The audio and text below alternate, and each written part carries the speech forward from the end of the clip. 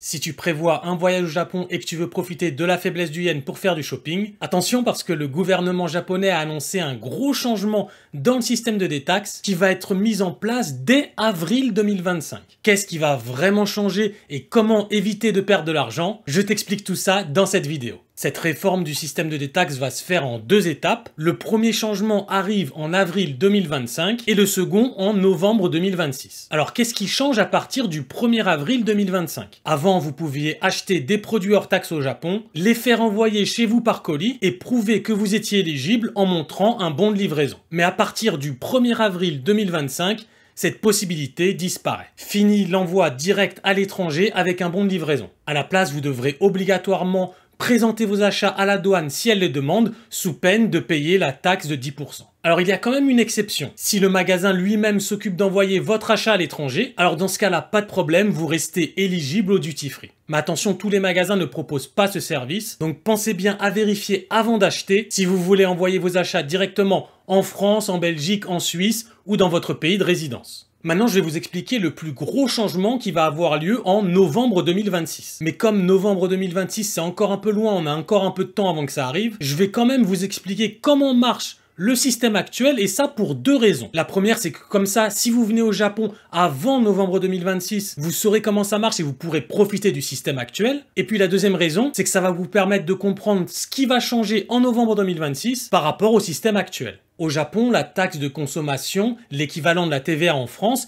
est de 10%. Donc lorsque vous achetez actuellement quelque chose au Japon, par exemple un appareil photo, non seulement vous allez profiter de la faiblesse du yen par rapport à l'euro, mais en plus il y a certains magasins japonais qui proposent leurs produits hors taxe si vous remplissez certaines conditions. Alors d'abord, c'est important, qui peut profiter de ces achats hors taxe? Les lois sur les achats hors taxe ne s'appliquent que sur les personnes voyageant au Japon. Donc si vous êtes japonais ou ressortissant étranger vivant au Japon, comme moi par exemple, malheureusement vous ne pouvez pas en bénéficier.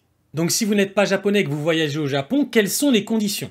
Première condition, résider au Japon depuis moins de 6 mois. Pour bénéficier de la réduction de taxes, vous devez vivre au Japon depuis moins de 6 mois. Si vous êtes ici depuis plus de 6 mois, malheureusement, vous n'êtes pas éligible. Mais de toute manière, quand on vient en tant que touriste au Japon depuis la France, on obtient automatiquement un visa de 3 mois en arrivant à l'aéroport à la douane. Donc si vous venez en tant que touriste, vous avez automatiquement le droit à la détaxe. Deuxième condition, il faut que vos dépenses soient supérieures à 5500 yens. Ça correspond à peu près à 35 € au taux de change actuel, ce qui n'est pas grand-chose. Mais attention parce que cette règle est un peu plus compliquée, donc laissez-moi vous l'expliquer. Il y a deux types de produits qui sont éligibles à la réduction de taxes. Les articles généraux et les articles consommables. Les articles généraux comprennent des accessoires, des appareils électroniques, des vêtements, etc.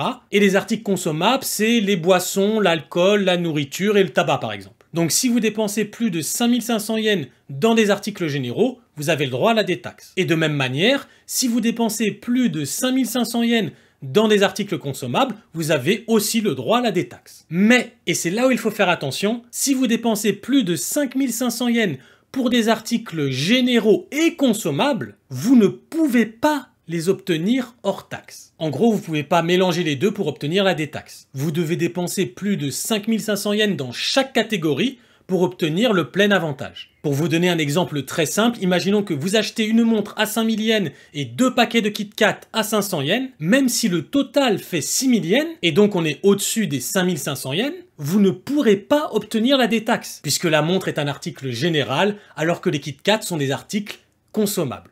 Troisième condition, il faut présenter votre passeport. C'est une chose dont j'avais déjà parlé dans ma vidéo 5 choses à savoir avant de venir au Japon. En tant qu'étranger au Japon, vous êtes obligé d'avoir une pièce d'identité sur vous et donc votre passeport. Pour bénéficier du système de détaxe, vous êtes obligé de présenter votre passeport à la caisse. Et donc c'est pour ça que si vous voulez profiter de la détaxe, une photocopie de votre passeport, ça suffit pas. Quatrième condition, il faut la correspondance entre les informations sur votre carte de crédit et votre passeport. Si vous prévoyez de payer par carte de crédit vos achats lors de la détaxe, c'est un détail supplémentaire à prendre en compte. Les informations de votre passeport et de votre carte de crédit doivent correspondre. Par exemple, vous ne pouvez pas utiliser la carte de crédit de votre femme pour vos achats. Donc assurez-vous bien que les infos correspondent bien.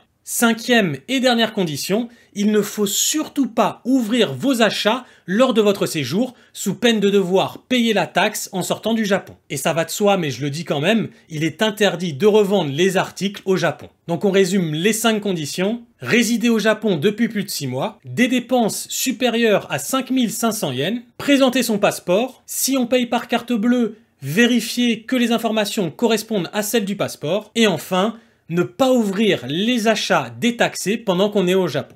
Donc si vous remplissez ces 5 conditions, comment faire pour obtenir des achats hors taxe? Eh bien là, il y a 2 cas de figure. Le premier qui est assez courant, c'est obtenir la réduction de la taxe directement lors de votre achat. Le deuxième, c'est lorsqu'on fait un achat dans un grand magasin ou un grand centre commercial. Dans ce cas-là, il faut aller au comptoir de remboursement des taxes. Pour le premier cas de figure, c'est simple, il n'y a pas grand-chose à expliquer.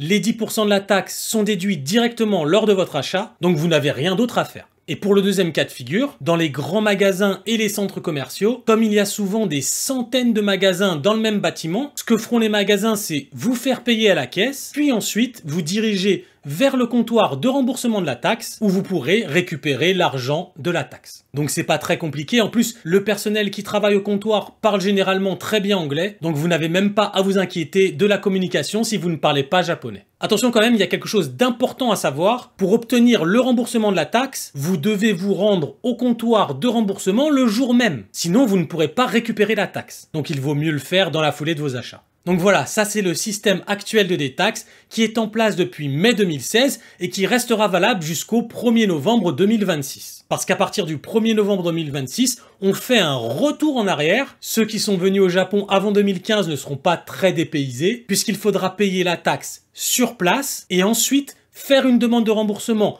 à l'aéroport avant de quitter le Japon, ce qui nécessite forcément plus de temps et de démarches. Alors comment ça marchera exactement? Le magasin enregistrera vos achats dans une banque de données centralisée partagée avec l'agence des douanes japonaises. Vous aurez ensuite 90 jours pour présenter vos achats aux douanes de l'aéroport pour obtenir un remboursement. Les systèmes et les agents de douane vérifieront le remboursement de la taxe et le magasin vérifiera et enregistrera la déduction de la taxe sur les ventes de son côté. C'est un système qui est utilisé par beaucoup de pays. Je me rappelle avoir fait ces démarches l'année dernière en Corée du Sud par exemple quand j'avais acheté une paire de baskets. Alors c'est sûr, c'est moins pratique que le système actuel parce qu'on peut tout simplement oublier de le faire ou alors parfois il faut faire la queue et on n'a pas forcément le temps juste avant le vol. Alors on peut se poser la question, pourquoi le gouvernement japonais a choisi de changer le système? Eh bien tout simplement parce que en 2022, il y a eu une généralisation de vente illégale de produits détaxés. Dans un premier temps, les autorités avaient renforcé les mesures en imposant des amendes aux entreprises et aux ressortissants étrangers pour revente illégale de produits détaxés. Mais les montants étaient tellement énormes qu'ils ont carrément pris la décision de changer le système de détaxe. Ce qui se passe, c'est qu'on a des intermédiaires qui recrutent des touristes à travers des applications de chat pour qu'ils achètent des produits détaxés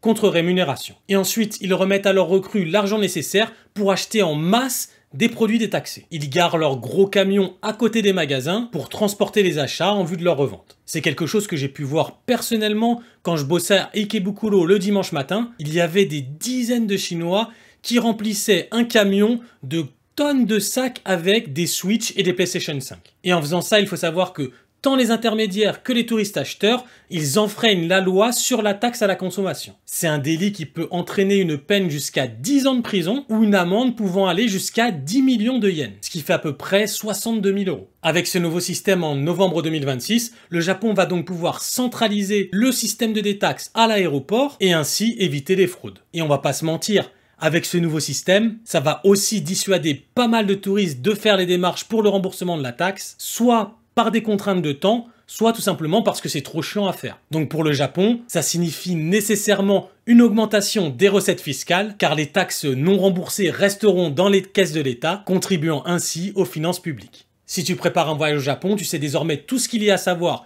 sur le système de détaxe. Et si tu veux plus de conseils pour bien préparer ton voyage, n'hésite pas à regarder ma vidéo sur les 5 choses à savoir avant de venir au Japon. Ça te permettra d'être prêt à profiter pleinement de ton séjour.